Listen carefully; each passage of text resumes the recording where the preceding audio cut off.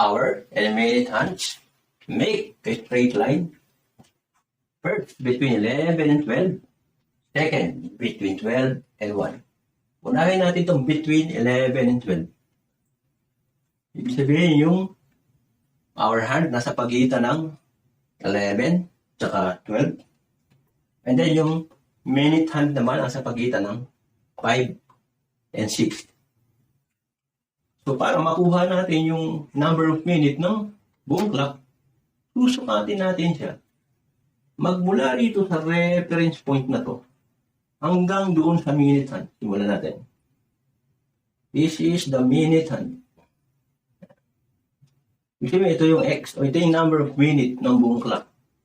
So para ma-determine natin yung X na to, so titingnan natin yung clock. X from reference point to 5 is, malinaw, 25. Plus, dadagdag natin yung X over 12, o ito yung unknown number of minute doon sa one part of a clock. Kasi 12 part yan every 5 minutes. Therefore, X over 12, lipat natin yung X over 12, papunta sa kaliwa. What will happen is, magiging 11X over 12 is equals to 25. Therefore, next move is cross multiplication. And 11X is equals to 25 times 12. 25 times 12 equals to 300. So divide both sides by 11 to get X. Cancel 11, therefore X is equals to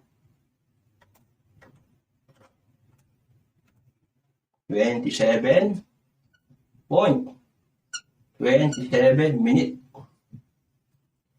So our final answer is, so between 11 and 12 is 11:27.27 minutes. Para mailipat natin siya sa form na hour, minute, and seconds,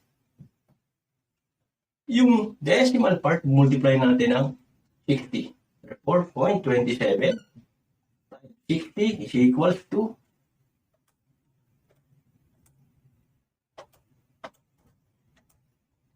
16.36 seconds. Therefore, mangyayari rito ay 11, 27, and 16 seconds. So, pwede rin sigurong 17 seconds dahil kunting-kunti na naman AM and PM. Punta po tayo sa kabilang part. Question between 12 and 1. Ibig sabihin yung hour hand natin nasa pagitan ng reference point and 1. And yung minute hand natin nasa pagitan ng 6 and 7. So para makuha natin yung number of minute ng buong clock, susukatin natin siya magmula sa reference point na 0 to 12 hanggang doon sa minute hand. So this is X. So to determine the value of X, refer natin dito sa buong clock na to, equals to, magmula sa reference point hanggang 6 ay malinaw 30. Plus, dadagdag natin yung X over 12. O, ito yung unknown number of minute doon sa isang part ng clock. Lipat natin sa kabila, yung X over 12. Magiging 11X over 12 is equals to 30. Next move is cross multiplication. 11X is equals to 30 times 12. 360. Therefore, to get the value of X, we have to divide both sides by 11. Cancel 11.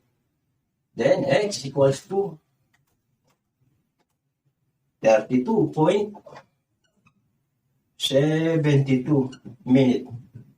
Therefore, our final answer is between 12 and 1 is 12, 32.72 minutes.